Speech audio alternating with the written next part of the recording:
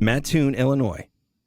It's a small town nestled between the cornfields in central Illinois, surrounded by rich farmland, and it was founded as a railroad community in 1855. Most of the residents that live there have always been employed as factory workers, and that's what kind of keeps the town alive. It was the location that Ulysses S. Grant gathered men to form the Illinois Division of the Union Army at the beginning of the Civil War. And Abraham Lincoln once resided on a farm not too far from Mattoon. Many people living there today may not remember, but for 2 weeks in September of 1944, Mattoon residents were terrorized by a tall, mysterious prowler dressed in black, gassing them in their very homes. Sit back, hold your breath, and prepare to be paralyzed, because today we're discussing the Mad Gasser of Mattoon. It's evil! Don't touch it! It's alive! I was with you. They're coming to get you. God of Christ. This is Me? Hello, Mr. Fancy Pants.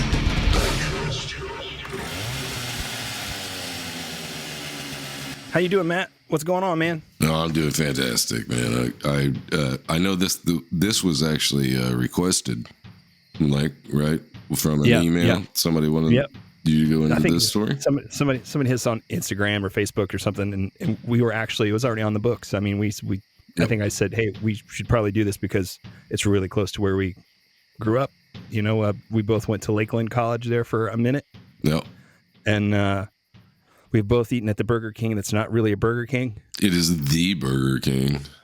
It's the only Burger King you'll ever go in and not be able to get a Whopper. The only, I mean, I went there for art, and then the only cool thing that ever really happened was that there was this tall, lanky motherfucker that was like in all my classes with long hair and a fucking chain wallet, and he was in a bunch of my classes, and I didn't talk to him for like a while, but then it was like one of those days. It's just like when I come out of class, he's sitting there wearing a Slayer shirt. I'm pretty sure is what he was wearing. Sepultura, Slayer, some shit like that. But he smoked just as much as I did. So after the classes, he smoked way more than you did. But yeah. And I just walked up and started talking to him. He just fucking sat down next to him, and that's how I got to meet Grant. And that's how I got to meet you and Beck and Schmeebs and fucking everybody. Yeah. I mean, really, the dude, Grant, started telling me about, I'm in this band. And we started talking. And then after that. And it was all downhill from there for you, buddy. Yeah, sorry about that. Sorry about that. Nothing but friendship after that. Yeah. Yeah. Fuck, how long have we known each other now? Well, that was 98, I think. Wow. Yeah. Fuck, we're old. Yeah, I graduated in 97, so yeah. It was about 98. Well, man, it's been a hell of a run. I've had a good time. I have too. Well, at the end of this episode, we do have an update on Dylan.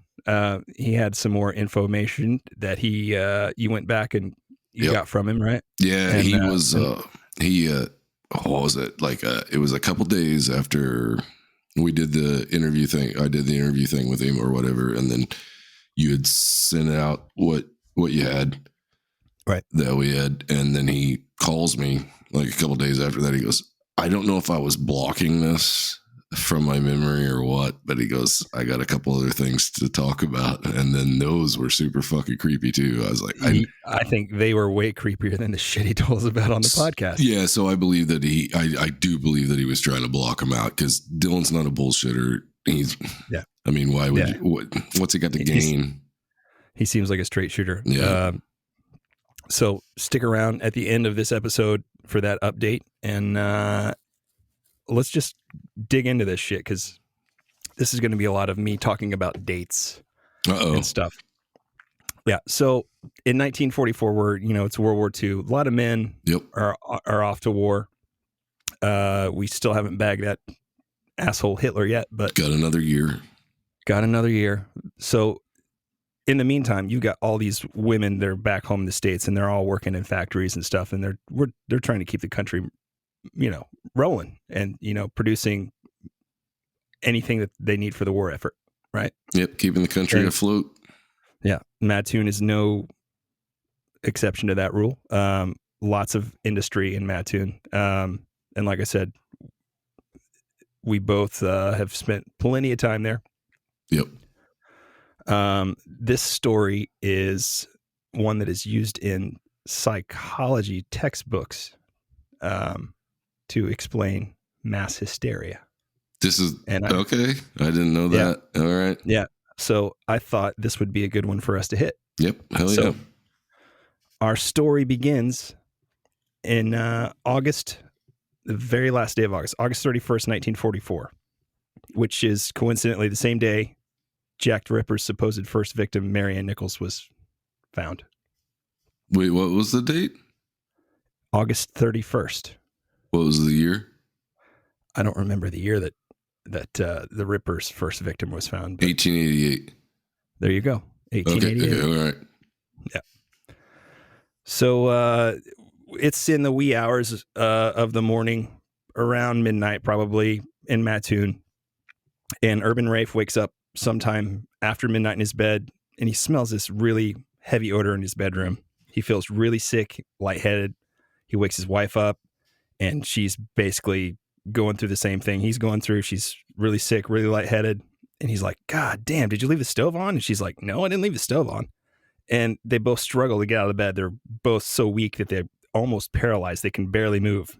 And they basically crawl out of their bedroom. They stumble through the house. They go check on their friends who are staying the night with them in another bedroom. But their friends are fine.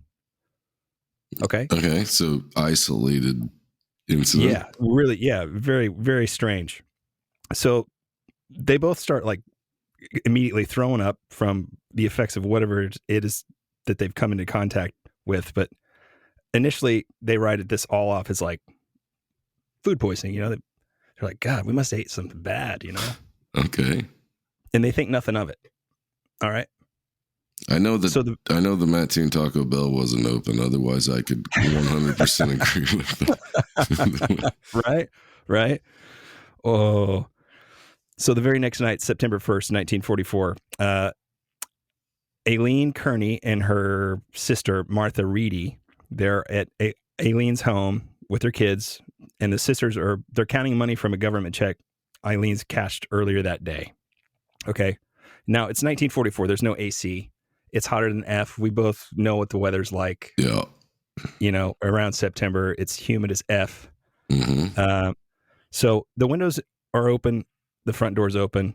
It's hotter than fuck that day. And Aileen gets kind of nervous because anyone walking around, through the neighborhood, they could see them counting this money through the front door or through the windows. Yep. And, she's like, okay, well, let's put this up and, it's time to go to bed. So she takes her daughter and she goes to bed around 11 o'clock. And as soon as she gets her daughter into bed and gets herself in bed, she immediately notices also this overwhelmingly sick, sweet odor.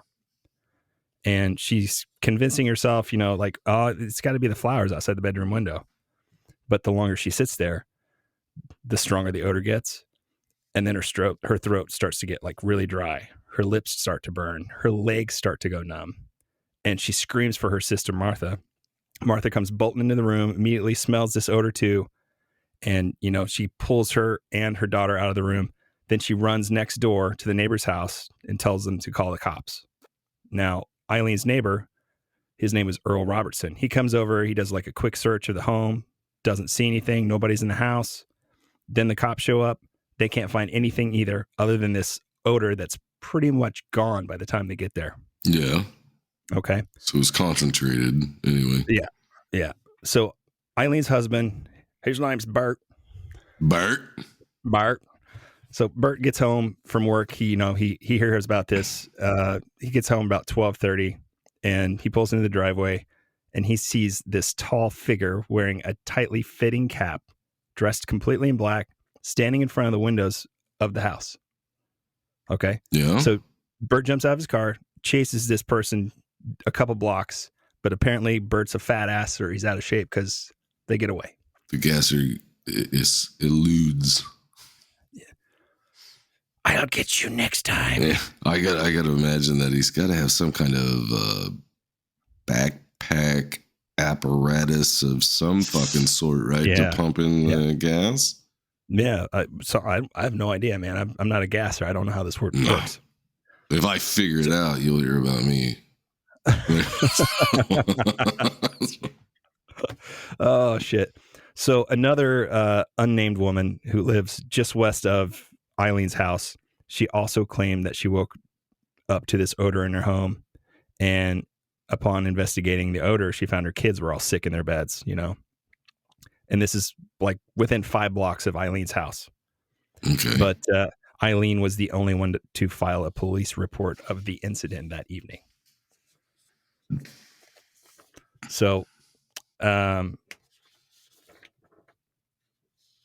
if my kids are coming up sick, man, I'm gonna.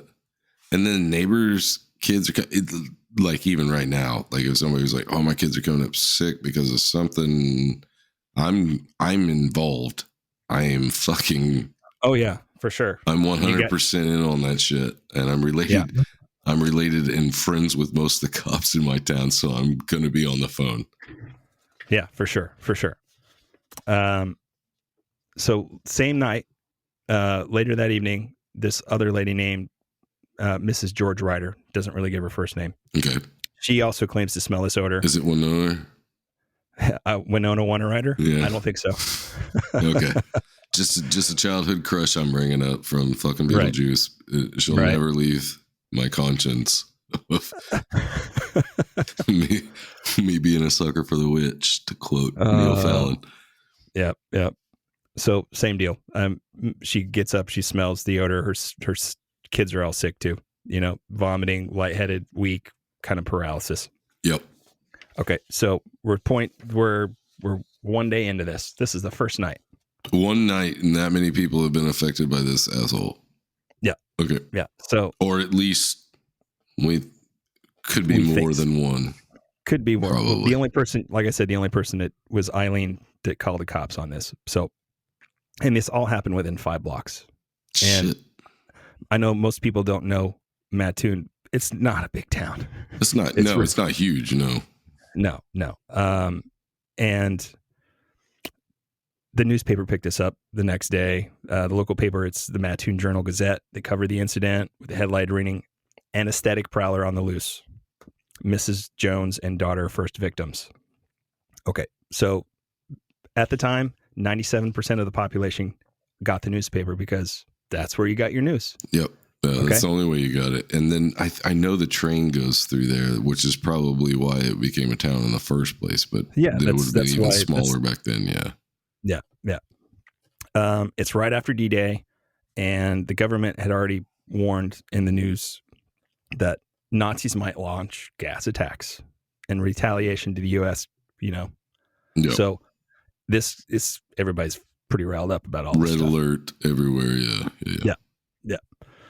So the next day, several days go by, nothing happens, but the paper keeps covering it, even on the days off, with headlines like Mattoon's mad anesthetist apparently took a respite from his maniacal forays. Terrified citizens inclined to hold their breath and wonder when he might strike next. Anesthetist. Yeah, try to say that 5 times faster. Well, I'm not gonna, but that sounds way cool. Yeah. They had a sexy way about delivering the news back in the day, did they not? Yes, they did. Yeah. Like they really brought out the thesauruses. So the Chicago papers that circulate in Mattoon, they pick up on this story too. Okay, so it spreads pretty quickly, and they're selling newspapers, so they're going to, continue to cover it. It's kind of a strange occurrence, right? If it's selling, hell yes, they will. Yeah. If it ain't broken, don't fix it. Yep. So the next attack happens on Tuesday, September 5th. So like I said, he took 3 days off. And around 10 o'clock in the evening, Bella and Carl Cortez, they return home. They go through their house, through the back door. They sit down on the couch. and Bella notices this white cloth leaning on the screen door of the front porch of their home. And she's like, well, what the fuck is that? So she goes, she picks it up. She's a wet spot in the middle of it. And she doesn't even think about it. She's like, what is that? So she just brings it up to her face and just smell it. Yeah. And she immediately feels this sensation of like electrical current through her whole body. And then she's like basically paralyzed. Her husband, Carl, freaks out, gets her back in the house. Her lips start to swell up, crack, and bleed. Whoa. Then her throat starts to burn. She starts spitting out blood. Now Carl's really fucking freaked out. He calls the doctor and has a doctor come to the house, check her out. Within 2 hours, most of the symptoms have subsided, but the next day, her lips are very visibly swollen still and cracked from, the effects of whatever this shit was. So it could have been completely from the night before, and that whatever liquid that was on that she smelled was still fucking potent.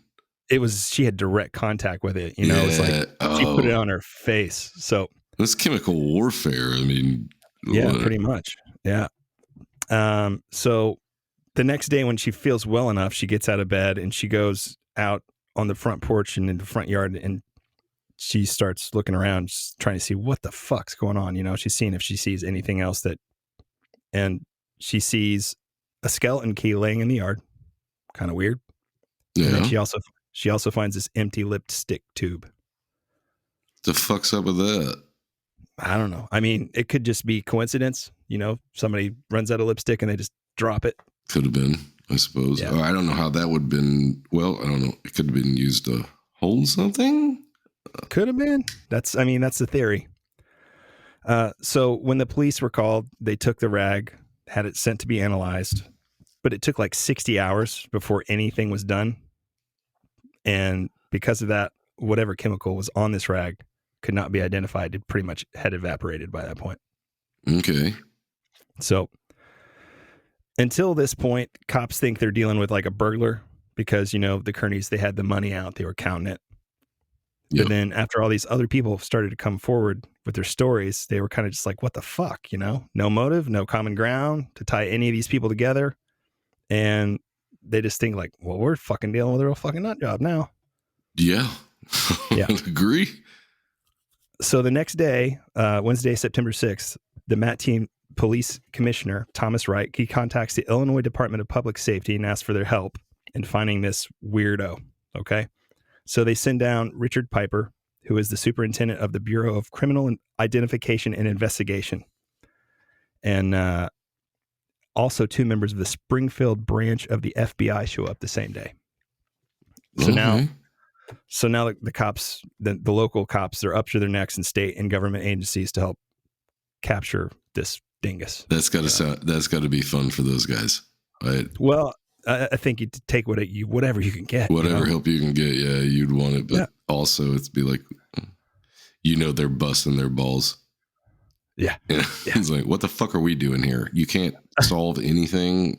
So yeah, I would have. Right. Who knows?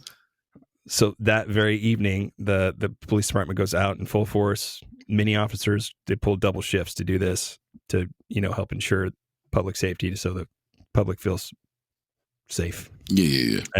And on top of that, you've also got all of your shotgun wielding townsfolk patrolling the streets as well, all vigilante style. Oh boy. Yeah, I get no, but I get that. Yeah. And it's like fucking silver bullet. Speaking of silver bullets, this is like it's like a hold my beer moment for the Mad Gasser, because he must have just been like, hey, hold my beer, watch this. He hit 7 different houses that night. In one night while they're patrolling. What? All these extra people are patrolling 7 houses. Fuck, they suck at patrolling. I think they were drinking beer. Yeah. Instead 7 of patrolling. 7 houses between 10 p.m. and 2 a.m. that night. Let's sit on Main Street in the back of our trucks and empty these coolers instead of driving down these roads. Yep. So the next day, headlines read, Mad Anesthetist strikes again. I like that better than Gasser. That sounds more tough. I like Gasser. It makes it sound a bit more British to me, and I like Gasser. Yeah. Well, that's what it's known as. But Yeah. So, locals are panicked the next day, obviously. Many women that are home alone due to their husbands being off to war, a lot of them packed up, moving in with their friends or their neighbors just so they're not alone good at call. night. Kids are encouraged not to go out after dark. And even though it's hotter than fuck outside, most people choose to close their windows and doors rather than tempt fate, Yep. So that night, there were 3 gas attacks at one residence. Francis Smith. Wait, three gas attacks just at one residence. True. At 3, yeah. This Francis Smith. dude or whoever was super pissed at these people. It's like 3 times. Yeah. Okay. And hold on. I'm thinking there had to be somebody local, and this is why.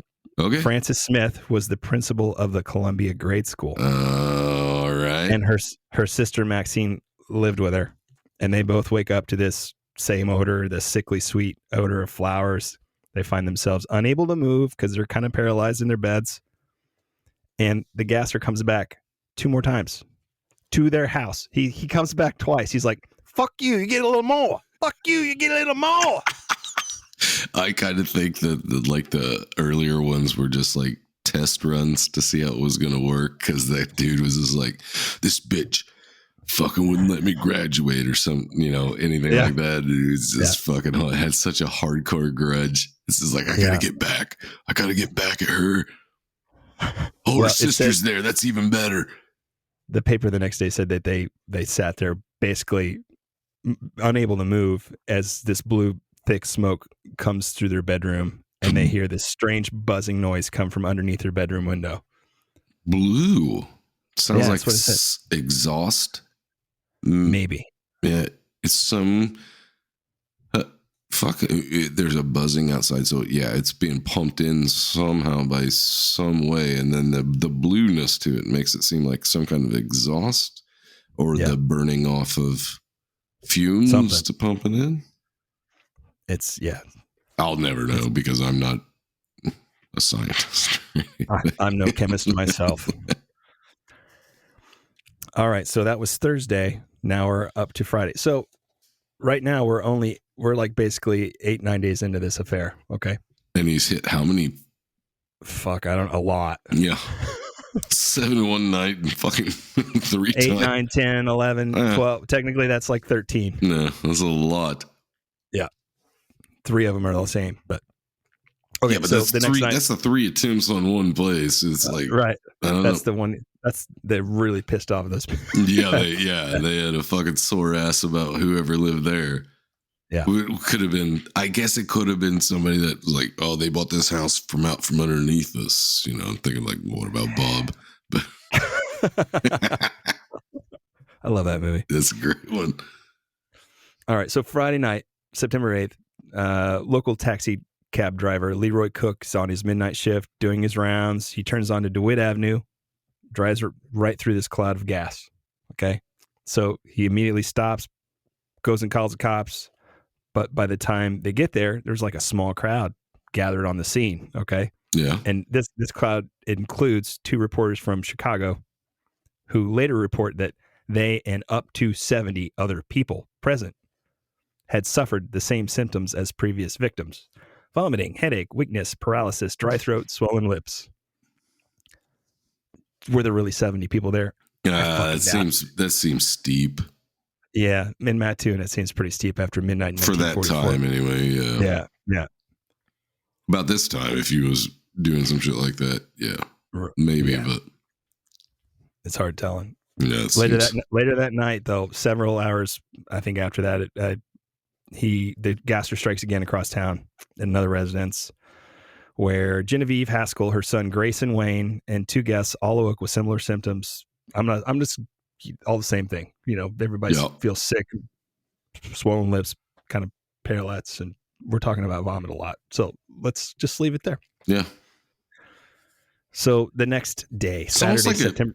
It's almost like they're not talking about burning eyes and stuff, or it's more like a tear gas, but then tear gas isn't blue, and it definitely burns your eyes and shit. So I don't. Yeah. I think this, to me, it sounds like it's never really technically identified, but it sounds like a vomit gas. You ever heard of vomit gas? Oh, I didn't know that was a thing. Yeah, like they use it in. I think they developed it like in World War II.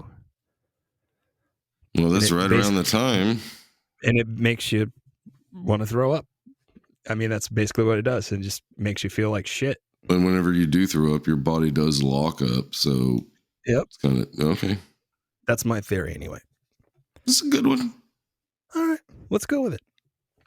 So the next day, Richard Piper, the Illinois State Department of, whatever, he states to the public that this is the weirdest case he's ever been assigned to, and the gasser had to be mentally imbalanced. He says, whoever he is, he might be brilliant, but he's a nutter.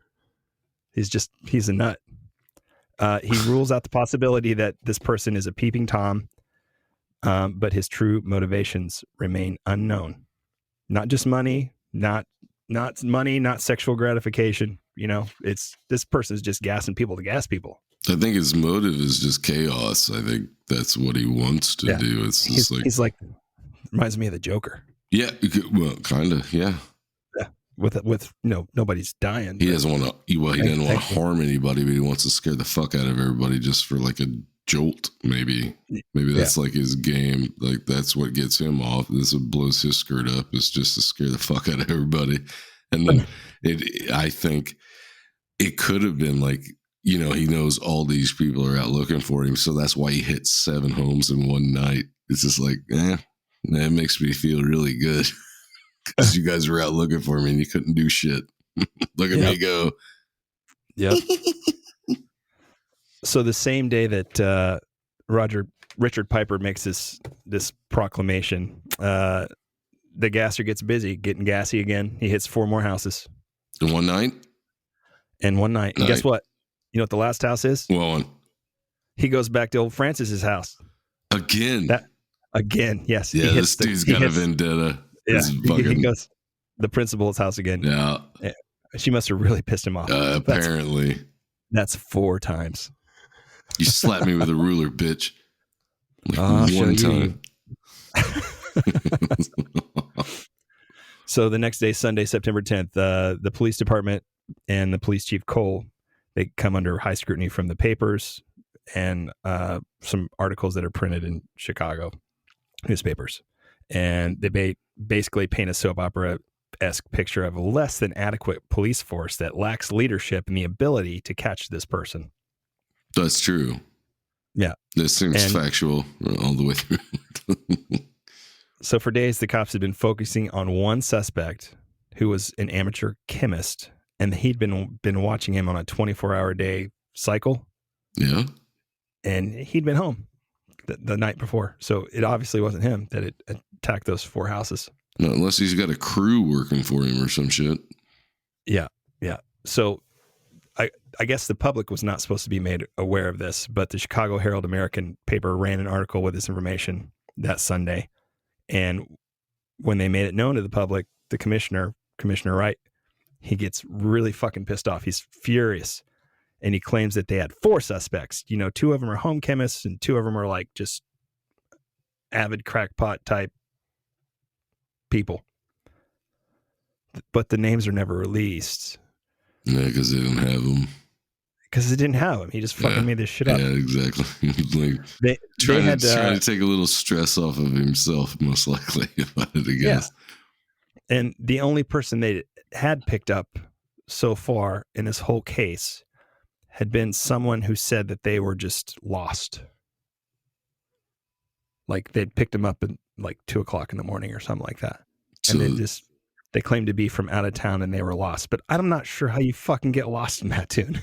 How the fuck do you get lost in Mattoon? Well, there's a main street and then there's not. Pretty much. Yeah.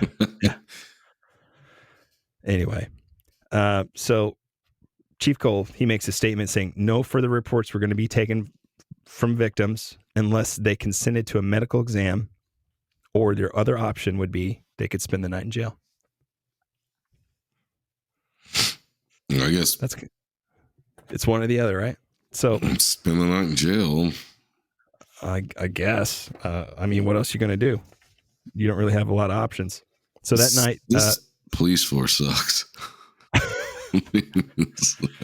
It's like everything else back in the day, though. Man, they all sucked because they weren't used to it. They didn't know, basically anything. They were just like, whatever, we'll take care of it.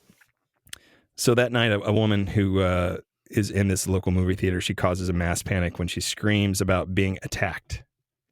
And so she's examined by a doctor. She's sedated. And then it's later announced that she's been overly stressed by nerves.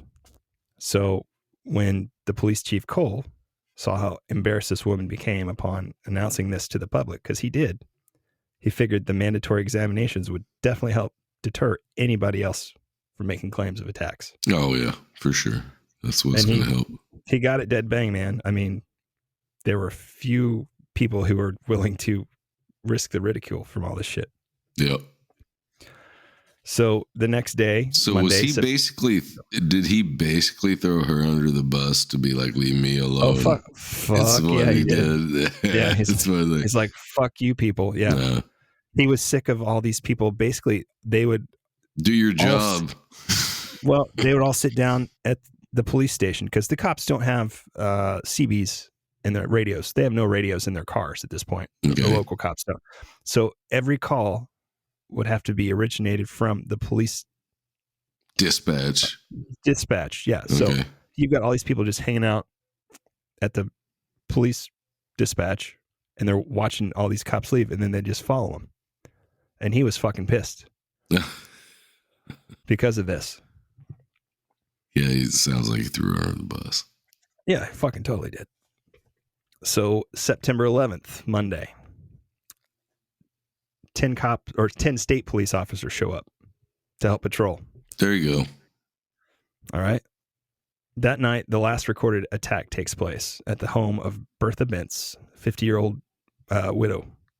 She stated that in the early hours of the morning, her bedroom was sprayed and filled with that same sweet-smelling gas, followed by this strange buzzing noise that comes from out of her bedroom window. Gas makes her nauseous. She almost faints. She can't really use her legs. Her son awakens, in the middle of the night. She's crying. Her son wakes up. He hears her crying. So he runs outside. He sees this short, heavy-set person wearing dark clothing running away down a back alley, which is opposite of the first description, right? Yeah, tall. Absolute opposite. Which is, So that makes me think it's got to be more than one person, right? Yeah, it's a team of assholes. Yeah. So her son goes back and he's examining the flower bed. He notices some footprints in the flower bed just under the window, which had clearly been made by a woman's shoe with high heels. And I'm not talking like stilettos. I'm talking more like a work style shoe that was popular at a time that had a higher heel in it. A woman's shoe? Yep.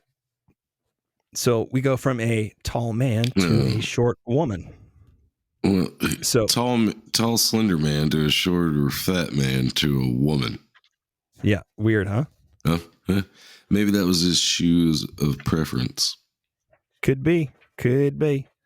So the next day, the story's covered by the Chicago Herald American, but the local paper doesn't ever cover this story. The Mattoon paper doesn't cover this story. Probably because it doesn't give any resolve to anything. They don't want to... Imagine they're wanting to get out from underneath this as fast as fucking possible. I think the papers were eating this shit up, though. I mean, everybody was buying the papers. Yeah, but if the cops got in there and said, you got to stop fucking printing this shit because it's making us look bad, I guarantee you the papers would be like, all right, fine. Yeah, but the Chicago papers don't give a fuck. No, the Chicago papers don't give a rat's ass, no. Yeah. Let's say so. The next day, Tuesday, September 12th, the Mattoon Journal-Gazette, they run an article where they quote Police Chief Cole as stating, the case of the Mad Gasser was a mistake from beginning to end. What? Local police in cooperation with state officers have checked and rechecked all reported cases, and we find absolutely no evidence to support the stories that have been told. Mass hysteria must be blamed for such seemingly accurate statements of supposed victims. However, we have found that large quantities of carbon tetrachloride are used in the war work done at the Atlas Imperial Diesel Engine Company plant, and that it has an odor which could be carried to all parts of the city as the wind shifts. It also leaves stains on clothing, such as those found on the rag at the Carl Cortez home. That, how far away? Get the fuck out of Fuck here. out of here, man. It drifted that far and stained that particular piece of rag, and get the fuck out of here, man. I know you're close enough to Staley that you know. I can smell Staley's every once in a while. Yeah, Staley's indicator. Yeah, it'll get a waft when the wind blows the right way, but it doesn't make you fucking pass out. Right. Exactly. That's bullshit. It was blowing in the perfect. It is bullshit. I agree. Current. It's total bullshit. It's like, we got to save our asses because we don't really fucking know what's happening here. So we're just going to say whatever it takes to get it off our backs is that's what I'm hearing. So as he pushes the buck, Police Chief Cole pushes the buck down the line. The next day, W.J. Webster, the plant manager at the Atlas Imperial Diesel Engine Company, he denies all allegations made by Chief Cole, made a statement saying that is completely ludicrous. Yeah. He makes it a point to state that the main use for the chemical found in the factory that was listed was for their fire extinguishers, and that he had never had one claim or complaint from any employee or having any symptoms similar to those of the victims of these attacks. Plus, if it's a fire extinguisher, it will take your breath away, but I don't think it paralyzes you. I worked with fire extinguishers for a few years, and I tell you what, no. I mean, unless it's a carbon dioxide, it's not going to take your breath away. Now it stinks. Yeah, high heaven, and it will incapacitate you for like a second, but it's not going to paralyze you. It's certainly not a blue gas that.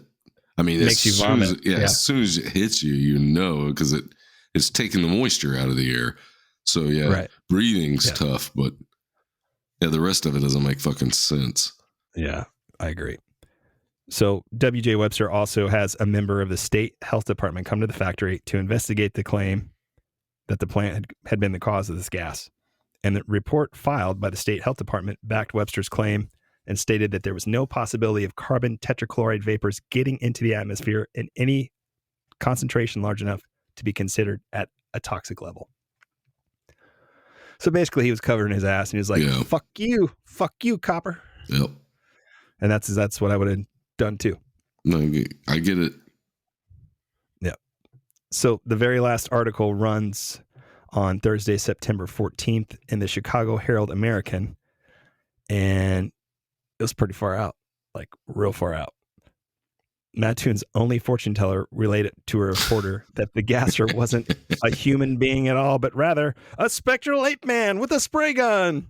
Of course it was. I get this now. Now I'm in. Now I am involved. I mean, she heard that's the rumor around town anyway, right? Spectral ape man is definitely what we should go with, because she claimed that she'd witnessed this 2 times. And the final time. No, hang on. Spectral ape man in women's shoes is definitely what was doing this. Open shut. We could just end the episode right now, and we have solved this motherfucker. All right, thanks for hanging out, guys. No, she claims that this spectral ape man, she saw him twice, and the last time she saw him, she ended up collapsing on the floor at the hands of his gas. Okay. She sounds like a real fucking nutter too. Yeah. On purpose. Yeah. So after this article, like the following weeks, all calls about the gas are stopped. And apparently, Chief Cole's tactics, they apparently worked. All the calls for the whole year were pretty much at their lowest point, all police calls.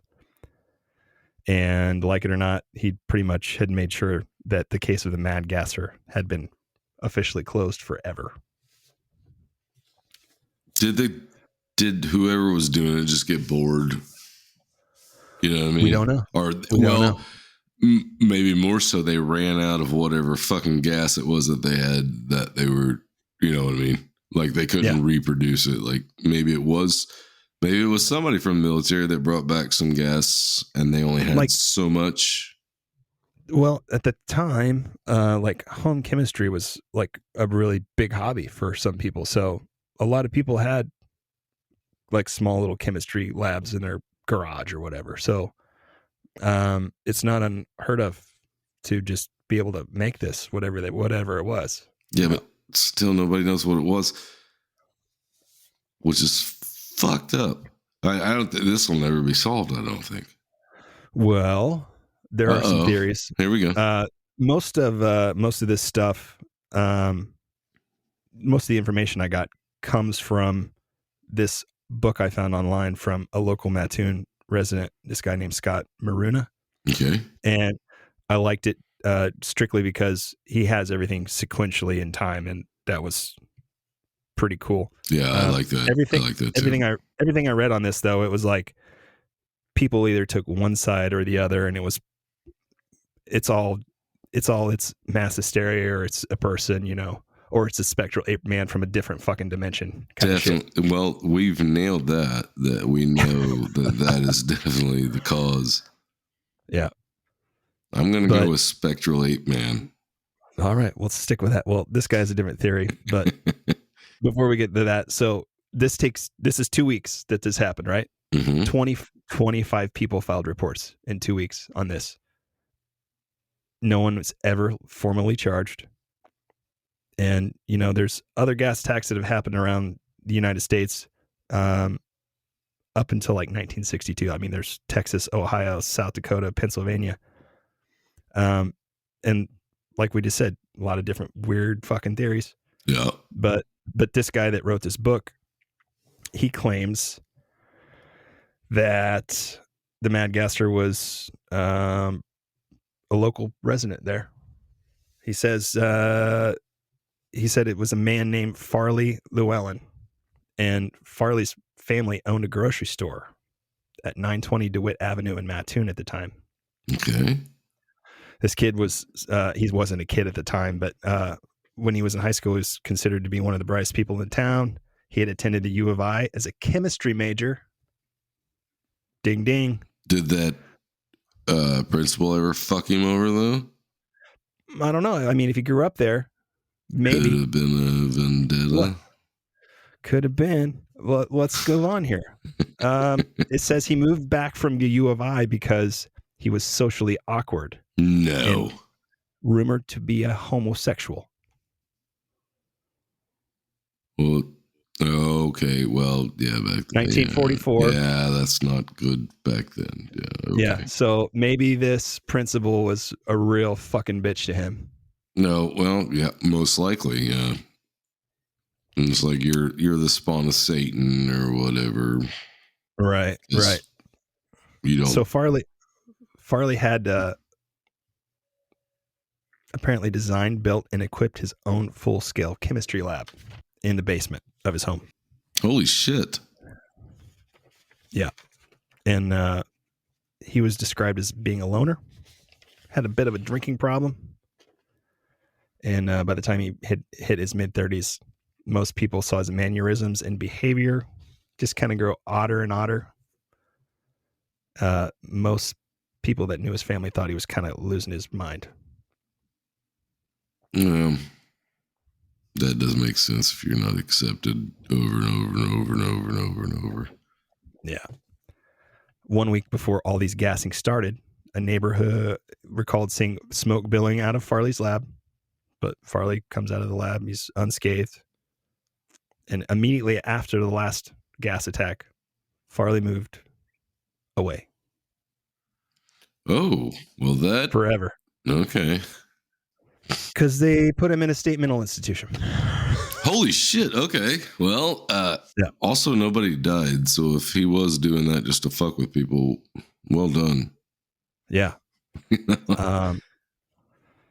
And that is all I've got on the Mad Gasser of Mattoon. I think it's not Mattoon, actually. It's Mattoon. Mattoon. Yeah, you gotta say Mattoon. I get from people who live around there. No.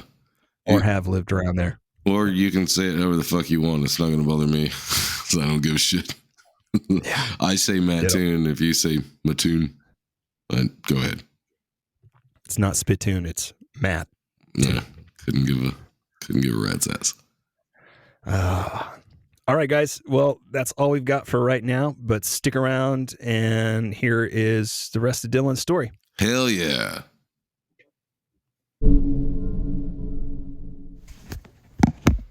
Okay, I'm Dylan Meyer, guest, I guess, here. Just kind of adding to some of the stories I told Matt the other day. At one point, I want to say it was probably about December of 2020-ish. I know it was December.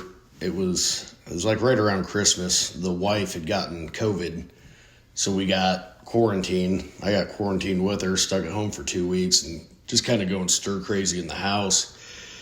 So one day I went down to the old farm that my dad grew up on. This is like a quarter mile down the road. And I was kind of climbing up onto, there's a shed out there that's basically collapsed in on itself. And every time the wind would pick up, it'd take like the old tin and stuff and just blow it out into the field. And then I've got to walk out into the field to get it. So I said, I was just bored, looking for something to do. So I went down there and I just started pulling the tin and stuff off of it and stacking it up. And I was getting like up to kind of the ridge, the peak, I guess what you'd call it. And I was starting to pull some of the sheeting off up there, and just clear as day, I heard my dad scream my name. Like that pissed off dad voice, like he knew I was doing something stupid. You're not doing it right? Yeah, it was Dylan. And I was like, oh. I mean, it was enough that I stopped and looked at it came from in the direction of the house where he grew up in. And of course, and it was his voice. I mean, just to a T. And I was like, that's a little bit too much, Yeah. That was the only thing I ever had happen down there, specifically on I guess what you'd call it, where he grew up at, the farm, whatever. Another one that I missed the other day, my son was potty trained, but not like fully. I mean, he knew how to use the bathroom, but he was still at the point where he wasn't big enough. I had to actually sit him on the toilet. I get it, yeah. So he told me one day, he's like, Dad, I gotta go potty. Okay, so I got up, followed him into the bathroom, got him ready, set him up there, give him his privacy. I usually shut the door, say, hey, buddy, just holler at me when you're ready, and I'll come clean you up and whatever. I went back in the living room, sat down on the couch. That was when that couch was sitting on the south wall of the house underneath where the deer heads are. Yep. And I was sitting there watching TV, and the next thing I know, my son comes walking down the hallway right through like the little dining room area there and just walked out the front door. Without saying a word, he just walked through, opened the door, and out he went. And I was like, what the fuck, man? Uh-oh. Like, he knows he's not supposed to go outside if he doesn't have anybody with him. So I hopped up, threw my boots on, walked outside. And I mean, it couldn't have been 10 seconds after he went out the door. And he wasn't out there. And I'm like, shit, the creek's down here. Yeah. He could have, and just in 10 seconds, I know he's a toddler. He'd been about 2.5, 3-ish probably at that point. Panic sets in immediately. Yeah. And he's not right in this immediate area, so I made a real quick lap around the house. And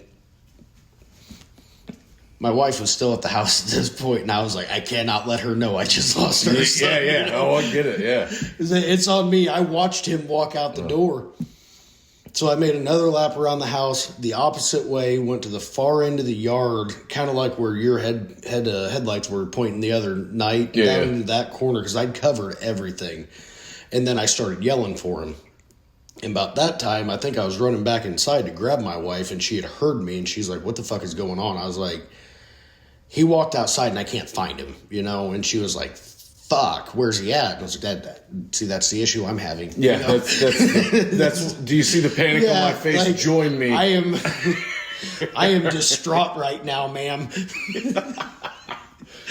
So I stayed outside. I think she was putting her shoes on, and I was like, he is not out here at all. Like, maybe when I went around the house, maybe he went back inside. I don't know. Maybe he's hiding somewhere. Yeah. So Thinks it's a game. yeah, so I'm checking the house, and she's like, "Where was he?" I was like, "He was in the fucking bathroom." I watched him walk through the house out the front door, and she walked back to the bathroom. She's like, "He's in here." Oh. So I walked back there, and sure enough, he's still sitting there on the shitter. Oh, man. Yeah, that one was That's the worst. Yeah. Man. Because then at that point, it's like, okay, like, because I never really looked at him when he come down the hallway. I just watched him. I was watching TV, just expecting, because usually he'd just come up and crawl up on the couch with me. Yeah. No, he just went the opposite way and out the door. I would imagine like he was going to walk past you to go to the kitchen, get a treat or something like that. And No, out the door he went. And like I said, I never looked directly at him, so I'm not going to say it was him, but it was a child. It was his size. Close enough, you didn't bother to look. Yeah. It was like, you whatever. assumed I you mean, knew. yeah. I've been here long enough with this kid. I know what his size at least coming through here. It wasn't like a fucking 6 foot tall figure. It was a child that I just thought was my son. So the door actually opened. Door open and closed. Shut behind it. Mm-hmm. Wow. Yeah. Okay, that's the creepiest thing. Yeah, that's creepier than everything else. And I'm upset kind of that I forgot about it in the first round because, like I said, I've been sitting just going back through all of the stupid stuff that's gone on and just like randomly remembering this stuff and that one specifically, because that was one of the real ones where I was like, oh fuck. I don't want to just shut that out. I think, too. And I think that's probably what I did until I started digging for it again, because the more I think about it, the more it's like, yeah, that was too much. Yeah. I get why you're like, oh, that never happened. Yeah. That never happened. That was me. I'm just repressing that one. It's all on me. Yeah. I'm imagining things, hallucinating. Oh, man. The doppelganger thing is the craziest. Well, and then I was thinking about it earlier again today, like with my ex-wife, when her mom saw her when she was little. Like, this had been like late 90s, I guess. Like, so her mom saw a doppelganger of her own daughter. And now, allegedly, I guess you'd say, I did it with my son. So, like, is there some sort of connection there with of my wife? Stuff travels like that. I don't know. Because she'd experienced it before. Now then it happened again, 20 some years later, just with our son. I don't know. It depends on the stories you've heard, because I've heard like it travels through generations or whatever, like certain things do, but yeah, it didn't happen to her, it happened to you. Yeah. I mean, you freaked the shit out of her too, because you're like, yeah. boys out here in the woods and I can't fucking find him. Oh, it was pure just panic. I would have been in the same situation. I'd been like, what are you doing? I watch a lot of like the 411 missing persons cases. Oh boy, and stuff that won't help you. Just go up and smoke in the woods and just disappear forever. Yeah, exactly. Like, and that's all that's on my mind is like, whoa, no. Yeah, this guy knew everything about the forest. He just came up, no, he's not there. Yeah, it was pretty wild. And then like the stuff that when I talked to Samantha here the other day, like just randomly in the middle of the night, she'd hear stuff just get knocked off of the counters and stuff. And she's cool. She's cool with this. Oh, I'm sure she's fine with it. Okay. I mean, I told her I was gonna, Okay. So I asked her specifically. I was like, I'm going to go back and add to it. I was like, is there anything else you remember? So, but yeah, that was just. Well, she wants to go on and tell a story too. Just make sure. I'll ask her. Let her know. We're wide she open wants to for clear it. some of the stuff up because, like, some of the stuff that she experienced. When she you was weren't younger, home, I'd like to hear that. There, yeah. That'd be great. Let's see if I can get her to if she's cool with it. Anyway. Yeah, it's hard telling. But yeah, it's at this point that's about all I can remember. Again, I'm gonna keep even. I mean, from now on, I'm gonna. Every time a random memory comes up, I'm gonna stop to think, be like, man, was that connected to everything, or am I just being paranoid? Because like it's been just every little thing. It's like, oh no. Yeah, it's all connected, I think. So I want you to look at the time on this. About 9 minutes and 12 seconds ish.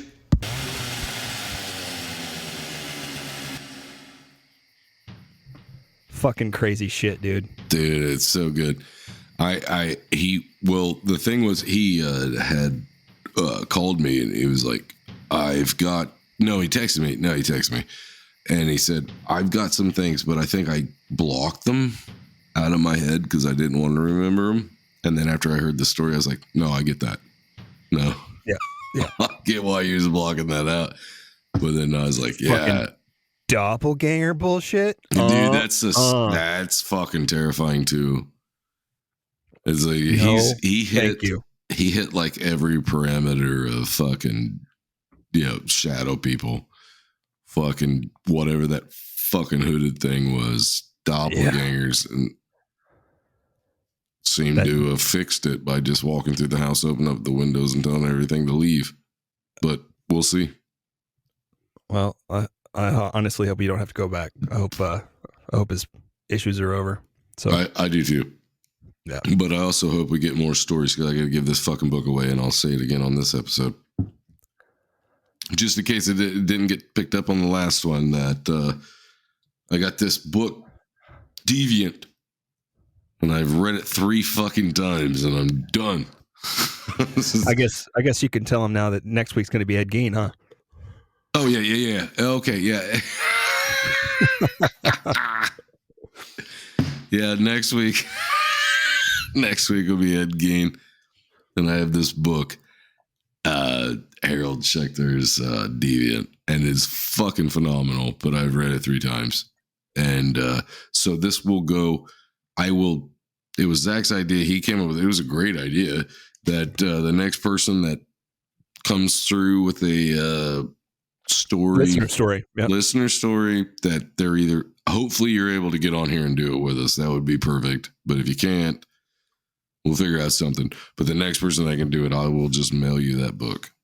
And it can be yours with all my highlights and bullshit in it. And if you want to get a hold of us, by the way, the easiest way to do that is you can hit us up on social media. We're on Instagram. We're on Facebook. Or you can email us at hmfppod@gmail.com. Yes, sir. Rock. Well, I guess I'll go, I'll break out my nipple belts and get ready for next week, man. Stretch out. Got to pull out the old skin covered wicker chairs out of the attic and turn on my light with my human face lampshade. Uh-huh. Turn on the little stove and have you some pork and beans, motherfucker, because we're getting ready to strap in. Oh shit. It's gonna get gruesome. Well, Matt, thanks for putting up my bullshit with the Mad Gasser, man. Hey, thanks for telling me your bullshit. Love it. All right, guys. Thanks for liking, rating, and reviewing, and subscribing to the podcast. Please keep doing it. Tell your friends. And until next Tuesday, we'll see you next Tuesday. Later. It's evil! Don't touch it! It's alive! I was with you. They're coming to get you. This is Me? Hello, Mr. Fancy